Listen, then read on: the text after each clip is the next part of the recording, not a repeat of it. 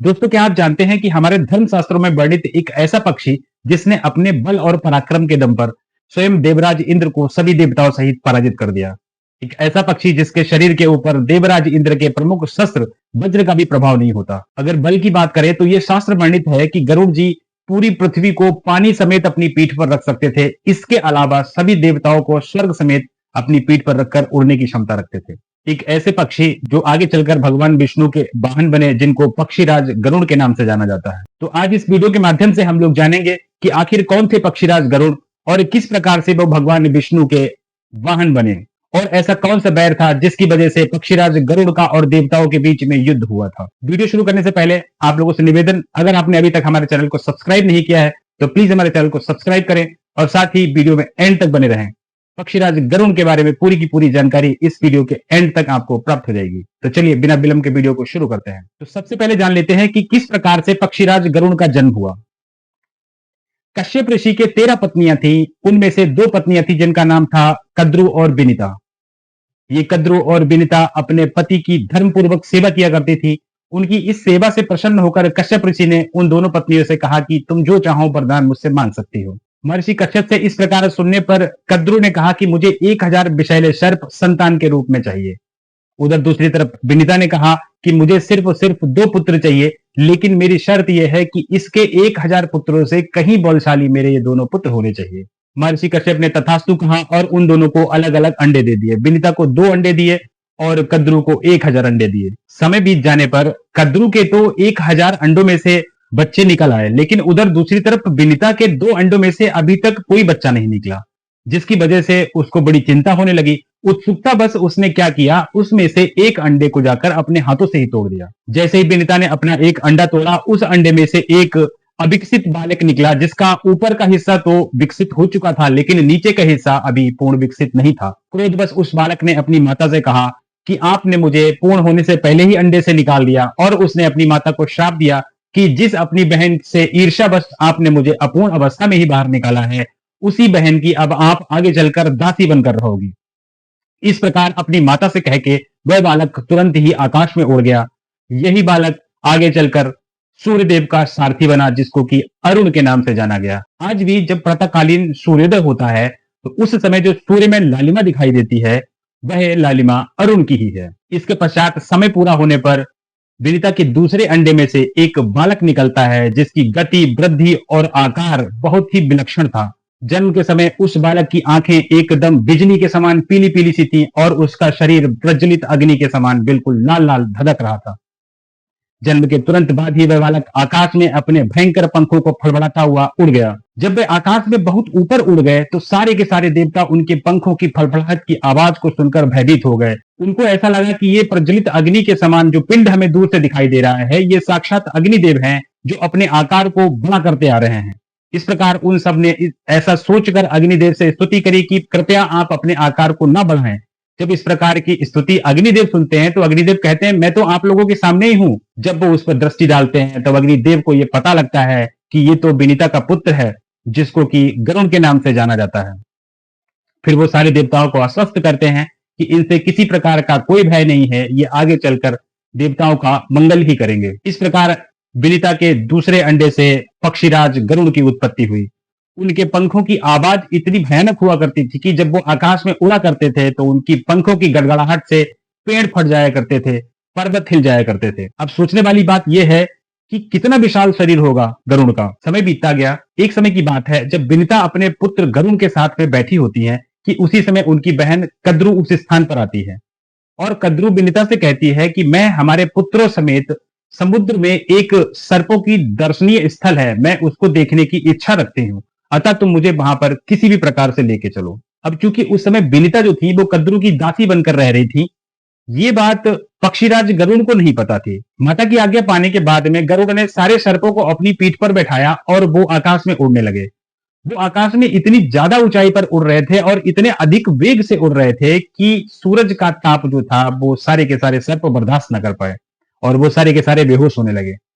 इसके पश्चात माता के कहने पर फिर वो नीचे आए और उन सारे सर्पों को उस स्थान को दिखलाकर वो वापस आए। जब वो वापस आ रहे थे तो कद्रु ने विनीता से पुनः कहा कि जब हम सागर में इस दर्शनीय स्थल के दर्शन करने आ रहे थे, तब रास्ते में हमने बहुत ही रमणीय स्थान देखे हैं, अतः तुम हमको उन सारे स्थानों को भी घुमा के लाओ। जब इस प्रकार की गरुड़ बात सुनते हैं, तब वो चक्कर में पड़ जाते हैं और वो अपनी माता से प्रश्न करते हैं कि हम इनकी सारी आज्ञा का पालन क्यों कर रहे हैं? ऐसी क्या समस्या है जो इनकी हर बात हमें माननी पड़ेगी? इस प्रकार पुत्र के द्वारा पूछे जाने पर विनीता उनको सारी बात बताती हैं कि मैं इनकी अभी दासी हूँ। माता की ऐसी बात सुनकर गरुड़ सारे सर्पों के पास जाते हैं और उनसे पूछते हैं कि तुम्हें किस वस्तु की आवश्यकता है, किस चीज की आवश्यकता है, क्या ऐसा काम है जो मैं करूं जिससे तुम मेरी माता को इस बंधन से मुक्त कर दो? गरुड़ की ऐसी बात सुनने पर सारे सर्प और उनकी माता कद्रु उनसे कहती है कि स्वर्ग में एक अमृत कलश रखा हुआ है, अगर आप उसको हमें लाकर दे दो तब हम आपकी माता को दासी से मुक्त कर देंगे। अब चूंकि माता की बात थी, गरुड़ जी ने बिना कुछ सोचे समझे स्वर्ग की तरफ उड़ान भर दी। उनकी गति इतनी तेज थी कि वो कुछ ही समय में स्वर्ग पहुंच गए।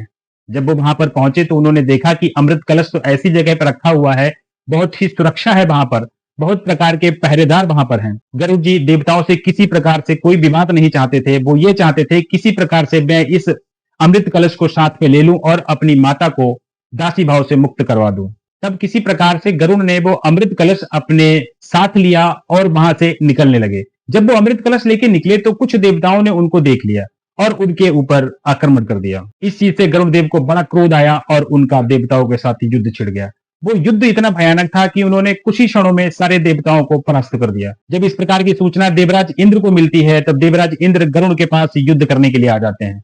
देवराज इंद्र और पक्षीराज गरुड़ के बीच में युद्ध होता है। उस युद्ध के बीच में देवराज इंद्र के द्वारा पक्षीराज गरुड़ के ऊपर वज्र का प्रहार किया जाता है। उस वज्र का प्रहार गरुड़ खुशी खुशी अपने शरीर पर झेल लेते हैं, लेकिन वे कहते हैं कि ये वज्र जिनकी पवित्र हड्डियों से बना है, उनके मैं सम्मान में अपना एक पंख तोड़ देता हूं।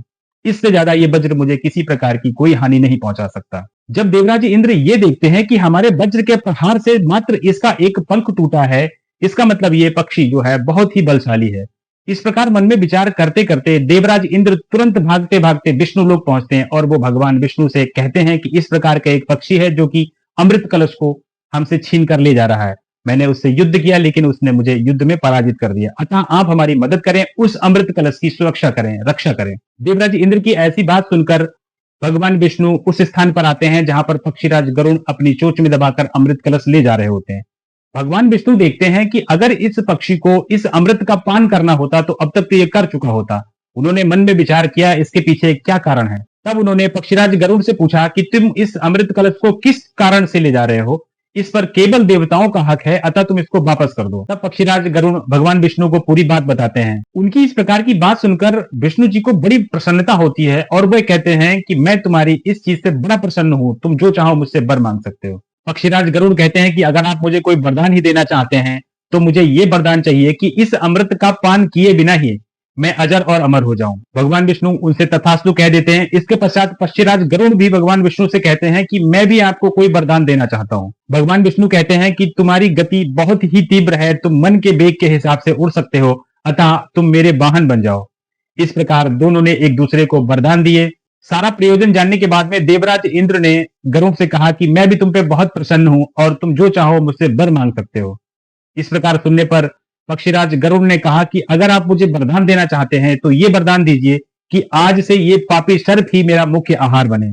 इस प्रकार देवराज इंद्र से ये वरदान प्राप्त करने के बाद में पक्षीराज गरुड़ ने देवराज इंद्र को आश्वस्त करते हुए कहा कि इस अमृत कलश को मैं अपने साथ बहुत ही सुरक्षित ढंग से ले जा रहा हूं और मैं जो इस स्थान पर इसको रखूं वहां से आप तुरंत इसको उठाकर चले आना। इस प्रकार दोनों लोगों में संधि हुई, दोनों लोगों में मित्रता हुई। पक्षीराज गरुड़ अपने साथ उस अमृत कलश को ले जाकर उस स्थान पर पहुंचे जहां पर सर्प पहले से ही उनकी प्रतीक्षा कर रहे थे। सारे सर्पों ने देखा कि पक्षीराज गरुड़ अपने साथ में अमृत कलश लेकर आ गए हैं, तब वो झटपट अमृत का पान करने के लिए भागे। तब पक्षीराज गरुड़ ने उनको समझाया कि ये बहुत ही पवित्र अमृत है, स्वर्ग से आया हुआ अमृत है, इसको छूने से पहले तुम सबको स्नान आदि करके स्वच्छ हो जाना चाहिए, तब तक मैं इसको कुश के ऊपर रख देता हूं। इस प्रकार पक्षीराज गरुड़ ने कुश के कुछ पत्तों के ऊपर उस अमृत कलश को रख दिया और रख कर जैसे ही वहां से गए, तुरंत दूसरी तरफ से देवराज इंद्र ने उस कलश को अपने साथ में लिया और स्वर्ग लेकर चले गए। जब सर्प किसी प्रकार से नहा धो के स्वच्छ होकर उस स्थान पर आए, तब उन्होंने देखा कि यहाँ पर कलश तो है ही नहीं। तब सारे सर्प समझ गए कि जिस प्रकार मेरी माता कद्रु ने इसकी माता को छल पूर्वक दासी बनाया था, ये उन्हीं पापों का आज हम भुगतान कर रहे हैं। लेकिन सर्पों ने मन में ये विचार किया कि ये अमृत कलश इस कुश के पत्तों पर रखा हुआ था, तो हो सकता है इस पात्र के ऊपर, इन पत्तों के ऊपर कुछ अमृत जो है वो छलक गया हो। इस उद्देश्य से सारे सर्प जो थे वो कुश के पत्तों को चाटने लगे। जैसा कि हम आप सब जानते हैं कि जो कुश की जो पत्तियां होती हैं वो बहुत ही तीखी होती हैं।